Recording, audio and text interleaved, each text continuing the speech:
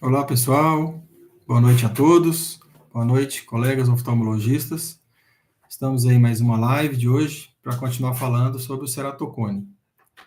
Eu sou o Dr. Francisco Lins, sou médico oftalmologista com residência e fellow em córnea. Eu terminei meu fellow em 2005. Então, eu tenho aí 20 anos de experiência em córnea, especificamente com relação ao ceratocone. E tenho mais de 10 anos de experiência em laudo de tomografia Scheimpflug, especificamente o Pentacam. E por que ceratocone, né? Porque essa live de hoje nós vamos falar sobre como identificar o cone nos olhos do seu paciente, colega. Então, por que o ceratocone? Porque o ceratocone, ele é uma doença que atinge pessoas jovens, muito jovens, primeira década de vida, e começa sempre 100% no estágio subclínico, sem sintomas. No estágio, vamos dizer, zero. O paciente ainda está bem clinicamente, né?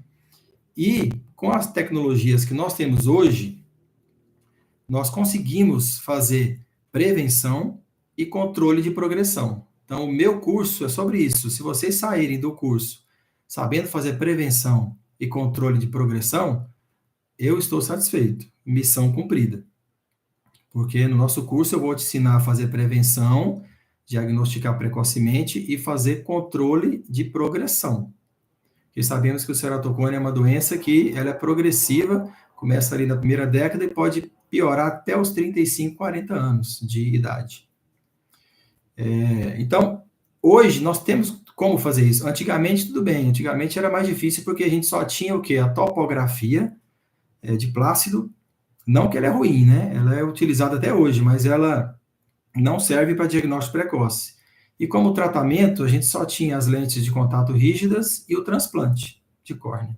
Hoje não, hoje nós temos a tomografia de Scheimpflug, que faz diagnóstico precoce, nós temos o mapa epitelial, que faz diagnóstico precoce também, e nós temos vários tratamentos, tem a lente de contato escleral, que melhora bem a visão, lentes especiais, temos aí os procedimentos cirúrgicos de baixa complexidade, como o crosslink, que é para controle de progressão. Nós temos o anel intraestromal, também uma cirurgia de baixa complexidade, para melhorar a acuidade visual. Às vezes a pessoa nem precisa depois de usar lente de contato, nem nada. E são procedimentos de baixa complexidade. Comparado com o transplante é um procedimento de alta complexidade, dá vários pontos na córnea, e ainda pode ter ali o risco de uma rejeição. Então, são pacientes muito jovens, como eu falei, que têm a vida inteira produtiva pela frente, escolar, profissional, e o ceratocone, se não for detectado a tempo, ele vai levar cegueira, vai progredir, dependendo da genética desse paciente, ou vai progredir rápido, ou vai progredir lento, mas vai progredir. Pode levar cegueira, tendo que fazer um transplante, que é uma cirurgia também muito complicada, sujeita à rejeição. Então, como detectar o ceratocone precocemente nos olhos do seu paciente? E outra, detectou? Ótimo. Como fazer o acompanhamento para evitar ou controlar, pelo menos, a progressão? No nosso curso, eu vou te ensinar também aonde olhar, como colher a história clínica para você suspeitar de um ceratocone inicial, quais exames pedir, aonde olhar nesses exames, quais os índices mais sensíveis, quais os mapas que indicam que o paciente tem ali um ceratocone, uma ectasia de córnea incipiente, a gente chama de frusto, né, um ceratocone frusto, para você montar o seu raciocínio, o que você vai fazer, o que você vai pedir, qual a sua conduta, se é óculos ou lente de contato, e orientar o paciente que não deve coçar os olhos, que isso é muito importante, porque o ceratocone a gente não sabe exatamente a causa, mas é sabido que tem um componente genético e hereditário, por isso é muito importante perguntar se tem antecedente familiar de ceratocone, pai, mãe, irmãos, que é muito comum, e a questão do atrito, de esfregar os olhos também piora muito, até a posição de dormir com o braço em cima dos olhos, comprimindo a córnea, é muito ruim, prejudica, orientar o paciente também a isso, porque só de você fazer essa orientação, lembrar que o ceratocone existe, como eu já falei, quem não lembra, não suspeita, quem não suspeita, não faz diagnóstico precoce. Então, o primeiro passo é lembrar que o ceratocone existe, é lembrar que o seu paciente jovem pode ter ceratocone, porque não está escrito na testa dele que eu não tem ceratocone, né? É lógico que a maioria não vai ter, né? Porque não é uma doença muito frequente, mas também não é raro. Todo ano, no Brasil, existem mais de 150 mil casos diagnosticados, fora os que não são diagnosticados, que não recebem o diagnóstico a tempo. Porque existe uma outra estatística que diz que para cada 2 casos diagnosticados, outros 3 ficam sem o diagnóstico. Então, essa estatística deve ser muito maior, deve ter muito mais gente aí com ceratocone que está passando e a gente não está pegando. Porque é uma doença silenciosa. Silenciosa por quê? Porque ela atinge os 2 olhos, mas de forma assimétrica. Sempre tem um olho que está melhor que o outro. Então, o paciente às vezes não percebe que tem a doença, a família também não, acaba não levando ao médico e a doença piora. Então, orientar os pacientes que têm que consultar todo ano, mesmo sem sentir nada. E quando não sente nada, é melhor ainda, porque se tiver algum problema, você já pega no início e já controla. Porque se você deixa passar, é pior. E o paciente não vai. Quando ele vai, o médico não consegue fazer o diagnóstico precoce, aí complica. Então, é muito importante a gente ter em mãos hoje, com toda a tecnologia que a gente tem hoje, a gente consegue fazer diagnóstico precoce para prevenir o ceratocone de avançar e fazer controle de progressão. Com a tecnologia que nós temos hoje, com os exames e com os procedimentos, nós conseguimos fazer controle de progressão e fazer prevenção do ceratocone. Para isso, é que eu vou disponibilizar o meu curso para vocês. Primeiro é uma mudança de mentalidade, deixar de ser aquele médico passivo, só recebendo casos ruins, e passar a ser um médico ativo, à procura, à caça do ceratocone precoce, daquela ectasia inicial, que a princípio não apresenta nenhum sintoma, mas que na sua anamnese você consegue colher, tirar algumas informações. No seu exame físico, talvez é mais pobre um pouco, mas você ainda consegue. E no exame complementar, é que você vai chegar ali na conclusão que realmente existe uma ectasia inicial que você vai conduzir, vai lembrar de forma muito forte, orientar o paciente, só de orientar de não coçar, pessoal, de tratar uma conjuntivite alérgica ou uma rinite associada, você já está melhorando muito, salvando, às vezes, a visão desse paciente. Porque se você não lembra, você não suspeita, você não fala nada, o paciente continua coçando, porque ele não sabe, e vai chegar para você daqui 1 ano ou 2, já era um ceratocone incipiente, já com ceratocone avançado, que você aí, só mesmo um procedimento cirúrgico, talvez, quiçá um transplante mesmo de córnea, que a gente sabe, o transplante tem o seu lugar, né, mas é uma cirurgia muito invasiva, muito complexa, com risco de rejeição. Bom, então, vamos lá. Vamos falar primeiro sobre a questão do exame clínico, né? Paciente jovem, primeira década de vida, 10 anos de idade, 15, vai consultar com você, primeira consulta, normalmente sem queixa, a mãe leva o pai para um exame de rotina. Beleza. Aí você tem que lembrar que o ceratocone existe, é o primeiro passo. Lembrando que o ceratocone existe, você vai bater o olho na idade do paciente. Opa, esse paciente pode ter ceratocone. Você vai direcionar a sua anamnese. Você vai perguntar, primeira pergunta, coça os olhos? Sim ou não? Ou se não coça, mas já coçou há muito tempo atrás? Se já coçou muito, o estrago já foi feito. Então, é uma pergunta muito importante. Outra pergunta importante, antecedente familiar de ceratocone. ou de pai, mãe, irmãos, né, que tem essa doença também. É muito importante, que tem o componente hereditário, genético do ceratocone, existe.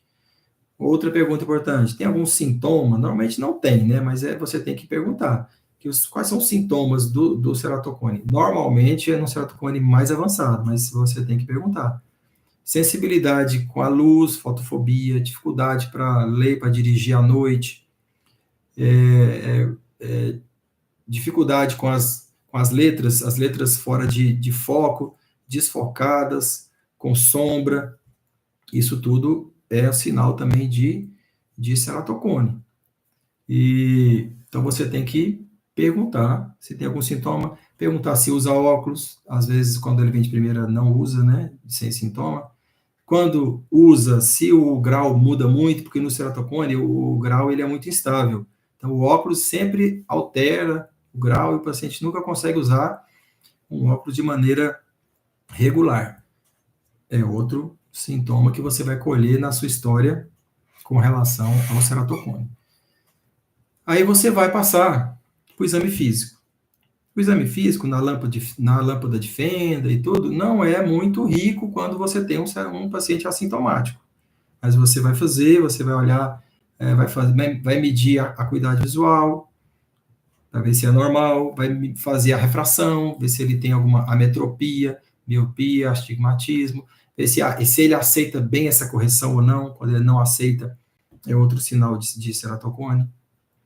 Você vai avaliar ali a ceratometria do paciente, que sai no autorefrator. Se você tiver um ceratômetro ou um topógrafo no consultório, melhor ainda. Se não tiver, você vê a ceratometria do autorefrator, olha lá no meridiano mais curvo, que vem escrito R2, normalmente, ou K2 na topografia, que você vai olhar se está acima de 46, 46,5, já é outra suspeita.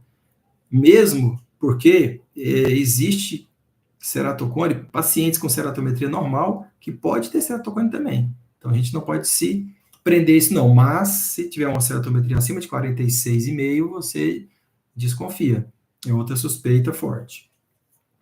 Pressão intraocular, se for muito baixa, como eu já falei antes, pode indicar córnea fina, mas normalmente naqueles ceratocones mais avançados. Ceratocone inicial, a córnea não tem aquela ectasia, não tem aquele afinamento. Então, a pressão intraocular vai estar normal. Na biomicroscopia, você vai avaliar se tem conjuntivite ou limbo alérgico. Se tiver, tem que tratar. Você vai avaliar a córnea. Normalmente, nesses cones assintomáticos, a córnea é normal, tá limpa, não tem ectasia, não tem estria, não tem abaulamento. Mas você tem que olhar como é que está a córnea desse paciente. Se for um olho seco, você tem que tratar. Com o olho seco, o paciente coça, aí piora.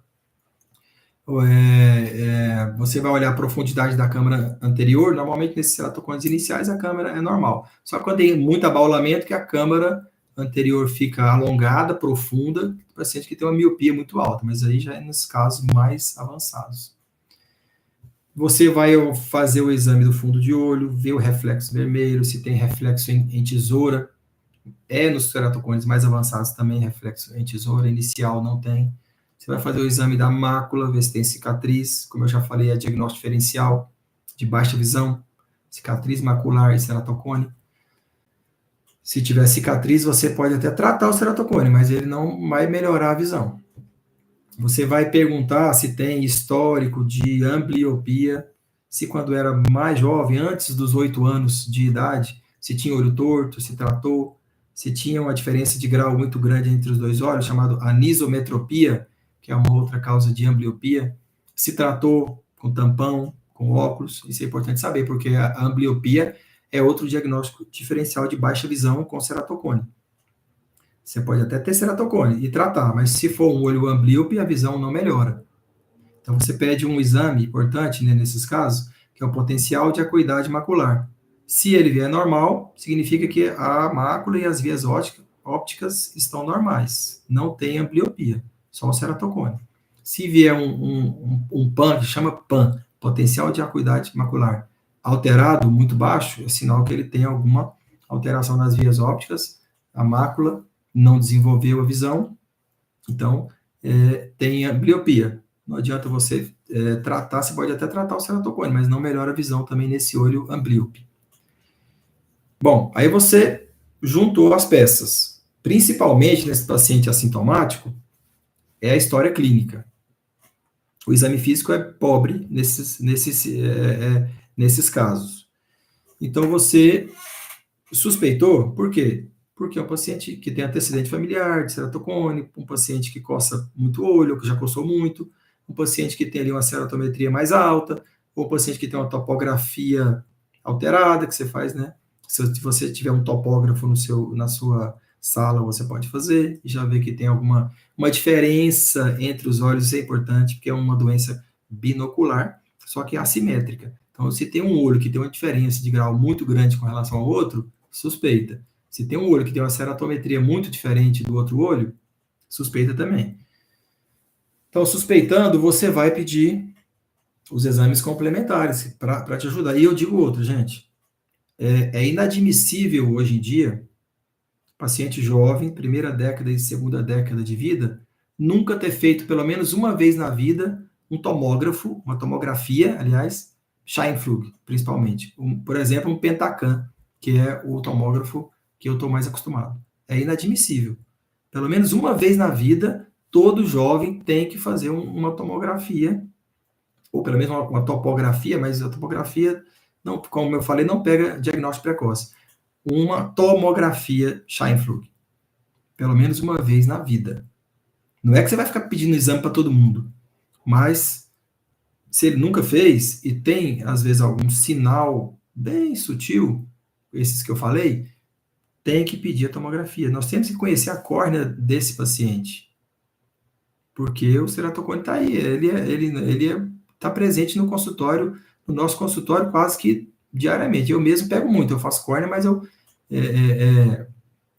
não só por isso, né? Eu atendo todas as idades. Então, aí você vai falar assim, mas eu não faço córnea, colega. Por que eu tenho que saber? Porque se você atende consultório normal, criança, adolescente, você tem que saber. Não é só porque você faz córnea. Você pode ser retinólogo ou fazer outra coisa, plástica, mas se você atende criança, adolescente, primeira década de vida, segunda, terceira, você tem que saber desses sinais, porque vai vir ceratocone para você, assintomático. E outra, se você faz cirurgia refrativa, de correção de miopia e de astigmatismo, seu paciente 20 anos de idade, 25, por aí, você pede um Pentacan, você não sabe identificar os sinais de ectasia precoce, se você fizer um LASIK, por exemplo, nesse paciente que tem uma ectasia ali escondida, você vai correr o risco de provocar uma iatrogenia nesse paciente, e esse paciente vai desenvolver um ceratocone, uma ectasia pós-LASIK, que você provocou. Então, é outro motivo para você participar aí do meu curso, para você entender esses sinais escondidos, onde é que está a ectasia, onde olhar, para saber onde é que está aquela ectasia disfarçada ou escondida, que pode se manifestar se você fizer, por exemplo, uma cirurgia refrativa, um LASIK.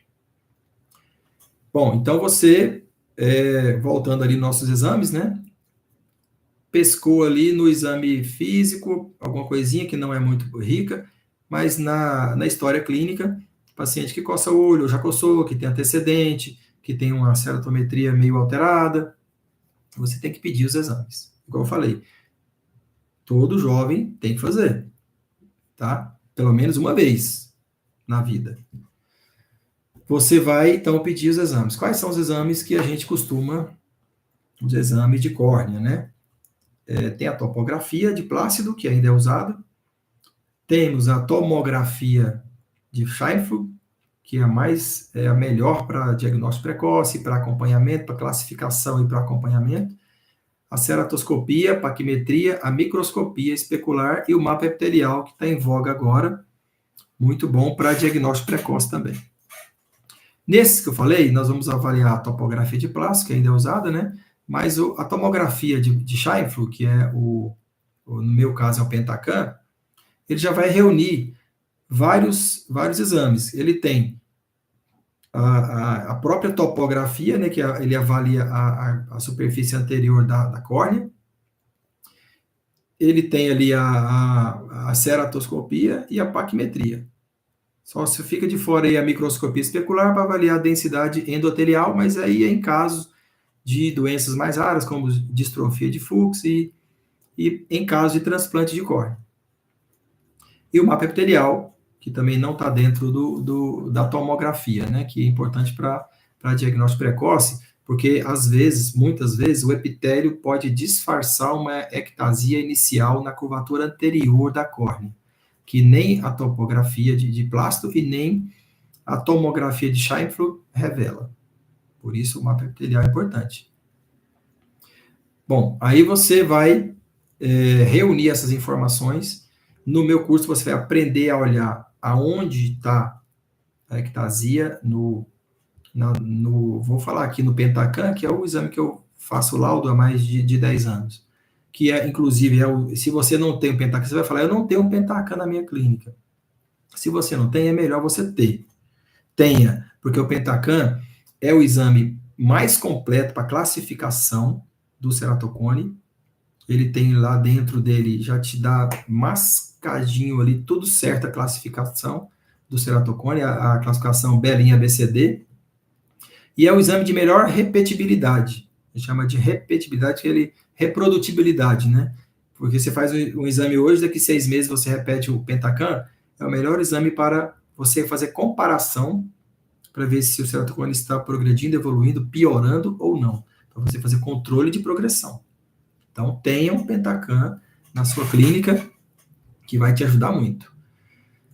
Bom, aí, então, no nosso curso nós vamos falar aonde você vai olhar, quais os índices mais sensíveis, quais os mapas, como que você vai saber se está tendo uma ectasia precoce, além da acuidade visual, que você vai medir do seu paciente, a história clínica, que você vai juntar, o exame físico, eu falei, que é mais pobre, mas se tiver uma conjuntivite alérgica, você descobre, trata e melhora.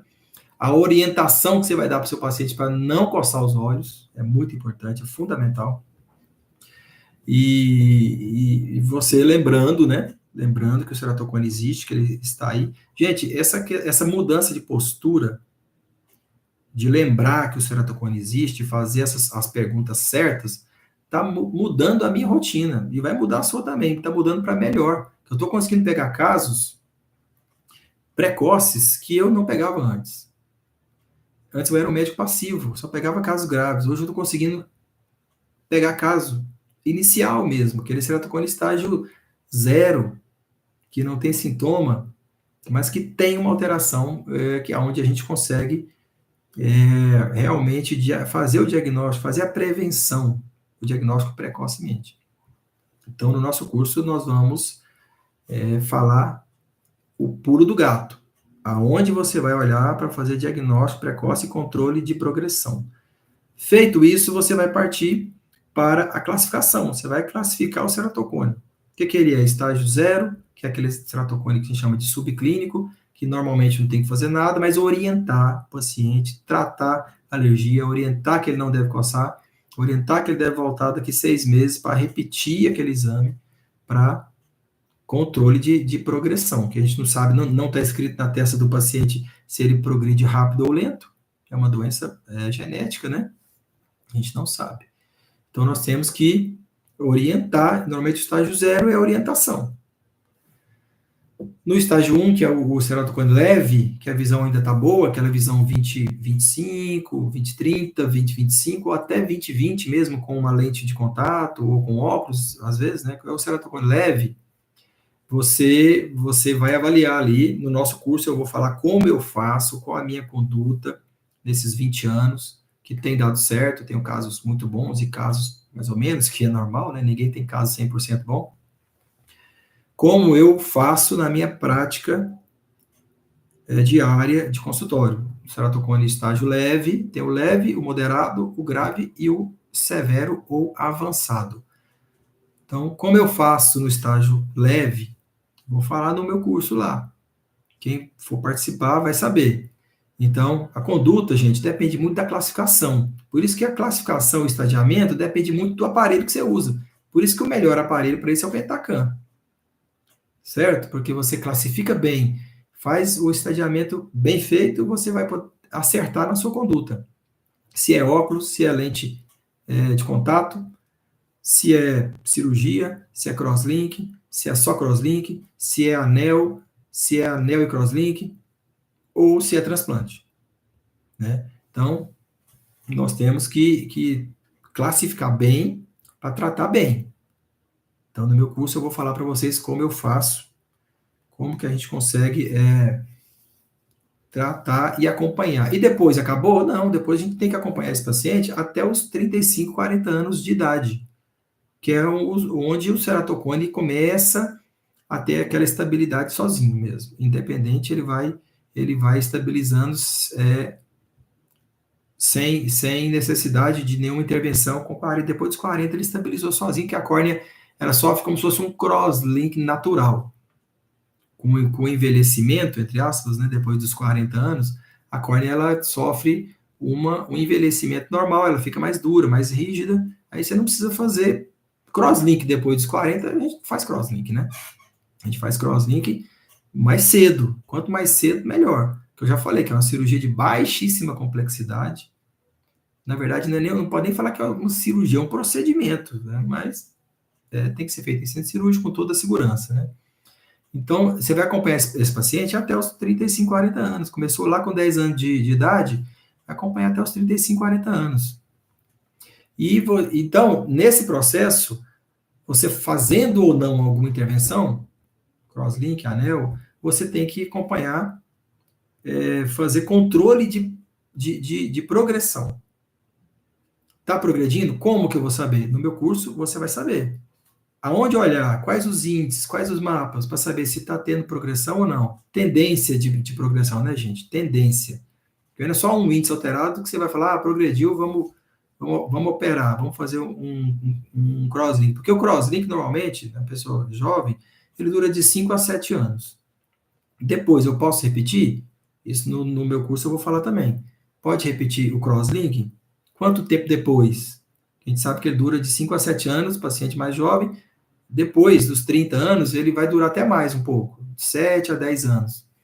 Mas e aí, eu posso repetir ou não? De onde é que eu olho? Qual é o exame que eu peço?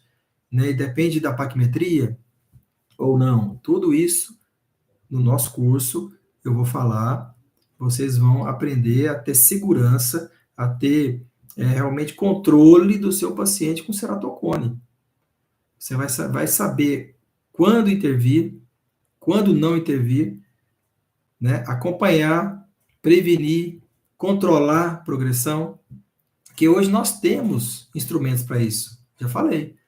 Hoje nós temos exames complementares para isso. Hoje nós temos cirurgias de baixa complexidade para isso, para prevenção e para controle.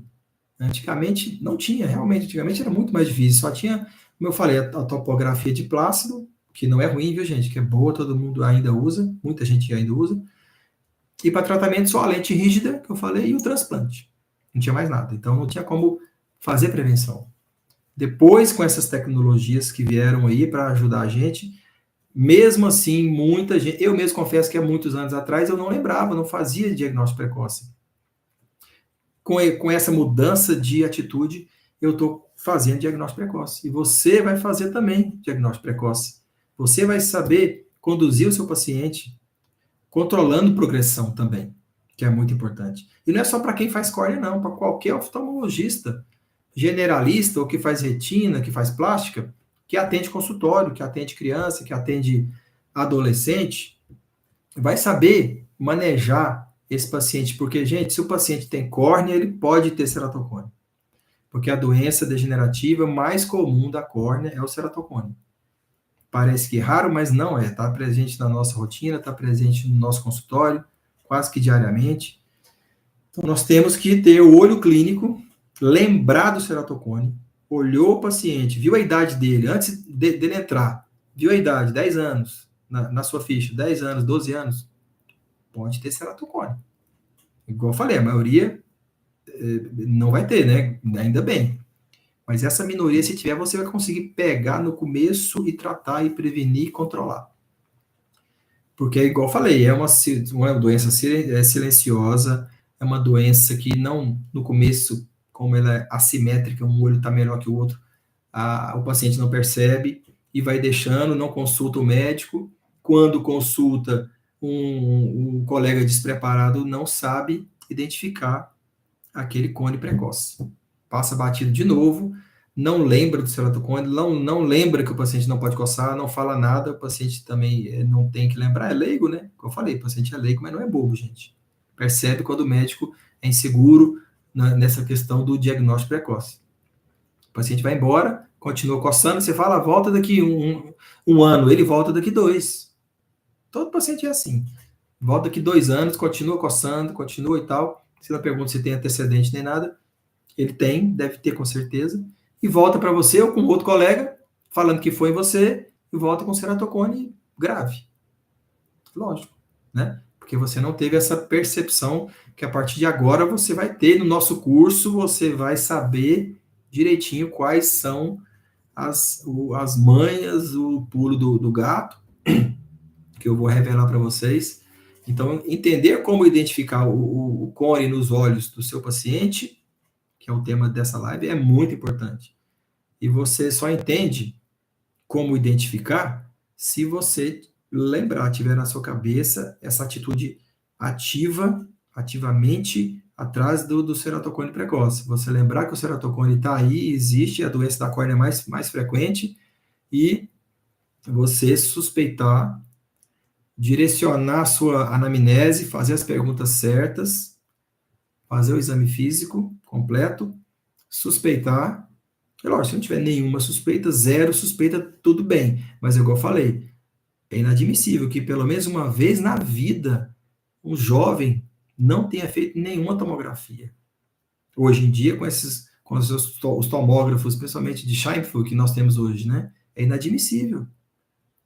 Né? Tem que fazer pelo menos uma vez na vida. Nem que seja normal, beleza, nunca mais faz. Aí, pelo menos esse tem que fazer, pelo menos um.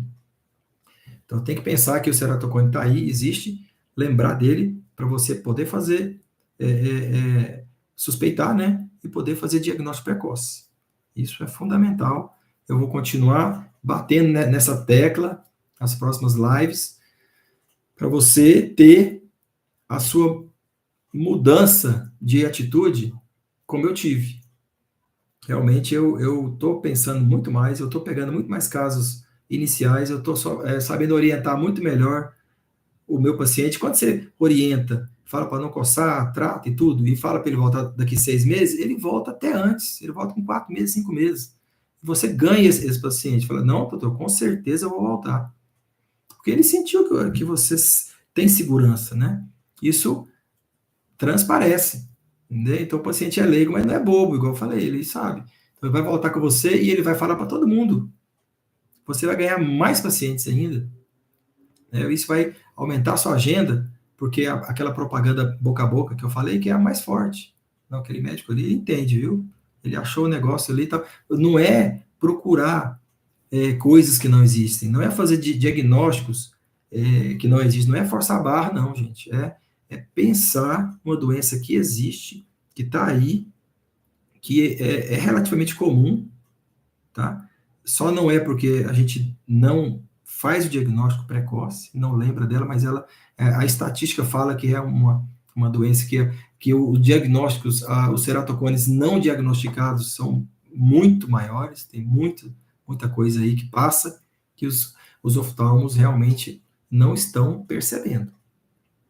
É uma mudança, uma virada de chave que aconteceu comigo e que vai acontecer com vocês também, se vocês participarem do nosso curso, da nossa imersão na ceratocone na prática, diário que eu faço, isso vai abrir os olhos, tá? De todos nós. Pessoal, então, eu quero agradecer mais uma vez a presença de todos e quero dizer que vamos participar da imersão, vamos aí participar do nosso curso, que tem muita coisa boa vindo pela frente aí sobre ceratocone, sobre prevenção e controle de progressão. Se vocês, depois do curso, saírem sabendo isso, com segurança, sabendo fazer prevenção e sabendo fazer controle de progressão, igual eu falei, eu estou satisfeito. Missão cumprida. Tá bom? Então, eu quero agradecer, eu vou finalizando aqui essa live de hoje, agradecer a presença de todos e nos vemos nas próximas lives, tá ok? Uma boa noite a todos e até a próxima.